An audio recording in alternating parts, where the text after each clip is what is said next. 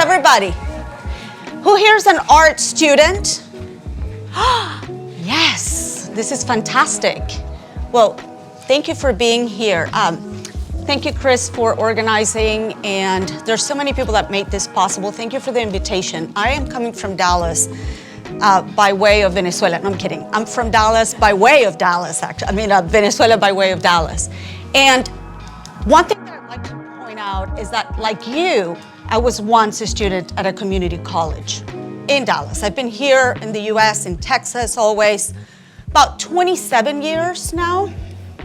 I raise my voice because I'm used to projecting, so I'm not yelling. But anyway, and I did not come from a family of artists. I came from a family of hard-working people. My mother, first-generation college student, she was an economist. And my father, immigrant from the Basque Country. We had a large influx of Europeans coming from all over the world, actually, Europeans and South Americans, etc., because of the World War II, because of the dictatorships in South America, Central America. So Venezuela was a very interesting country in that it was always sort of a receptacle, very open, definitely a melting pot. My father, the big Basque, strong man, married, a true Venezuelan, but there's some heritage from Italy somewhere in the mix. We're all mixed. I like to say that we're all like a big, nice cup of coffee. You choose the flavor, you choose the color. So my family, they would buy art. They thought that art looked nice over couches, but it's not something you did. And in fact, being the youngest, I come from, my siblings are engineers, doctors, you name it. And they were like, what? You're gonna study what? How's that even, how are you gonna make a living, right? I mean, again, my father is an immigrant. So you had to study something serious, right? I'm sure you guys can relate to that story. But I bring that because there's so much weaving into not only my story, but also your own story. And that's what I want you guys to focus on. That we're here in this country because of horrible socio-political conditions in ours. This was an incredible country, and in fact, if it hadn't happened, all of these issues, right, that start actually here. This is a big narrative painting, and I'll weave the story in about 12 minutes that I have left. Somehow I will, trust me. So what's interesting is that I'm here, and had all of this not happened, had we had good, politicians, we've had good, less corruption, less oil, if the country had been less rich, or if those resources had been handled the way that should have been handled, I would probably not be here. None of us would have been here. In fact, a lot of you would probably be there, not here. But this is it. This is what we got. But there's one thing that's very, very important that we all have in common here, and it's the community college system, which started in the 70s as a result of the Vietnam War, how to educate veterans, and this is an incredible resource that the United States offers people like us. I studied art first, I flunked, I stopped going, I was a terrible student, and it wasn't until I was older I had children, I had worked in galleries. I knew I wanted to be an artist since I have reason. But how to go about it was the question, right? And that also tells you that not all of us have a linear pathway. We go to school, we graduate, we go into our college of choice. Sometimes there's diversions, there's points, to go to point A to B. Sometimes we have to go to point A, point 1, A, point 2, and then eventually all roads hopefully lead to Rome, to the desired careers. Wanting to be an artist and having encountered the community college system allowed me to experiment in different media. First, even though nobody asked me, first thing that I recommend you guys do. You want to be a painter, take printmaking. You want to be a printmaker, take ceramics, sculpture. Try to do it all, because right now you are in the perfect, what I like to call the perfect state of the human being, which is that of a student, where your minds are always, and I'll be a forever student, even after graduating and not only getting a bachelor's, but also getting a master's.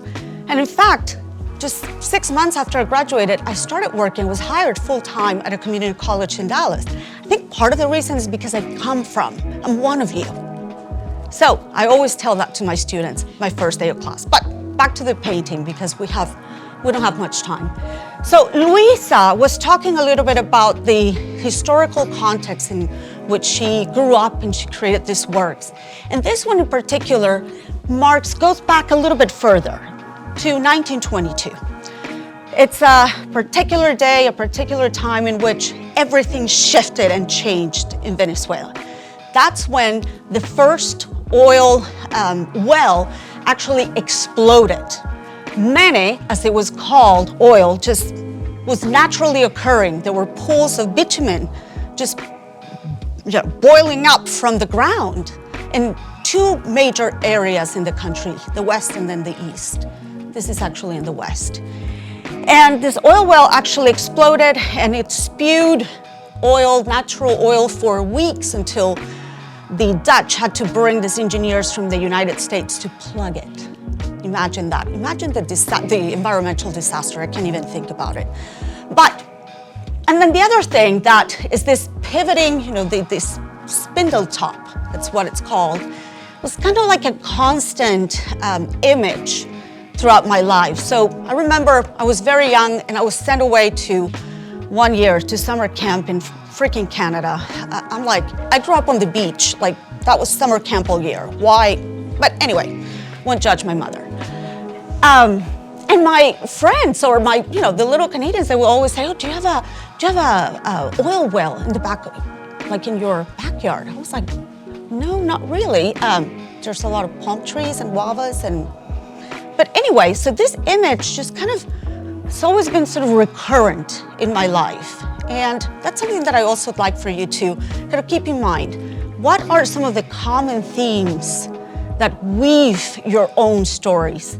It's not, trust me, my life is not that interesting. I'm very, I know yours is, and I know that you guys are on the right path when you're here, when you guys are art students, and those of you who are not, and you show up here on what day is today? Thursday at noon, where you could be having your nice lunch, and instead you're here listening to these foreigners with thick accents. So, I really appreciate that. And anyway, the other thing is that I wanted to talk about not just the artwork per se, painting, allowing for accidents to occur and to leave alone, you guys. There's so much about being contained and restrained in art. The other thing is that art is a career that will isolate you. So you have to start creating your little families. Start talking to the person next to you right now. Like, what are you doing? Do you like color? Do you prefer, monochromatic color schemes? You name it. Study, but also make sure that you know the people next to you.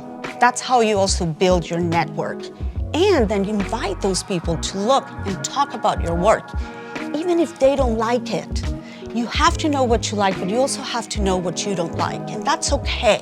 And not everybody's gonna like your work.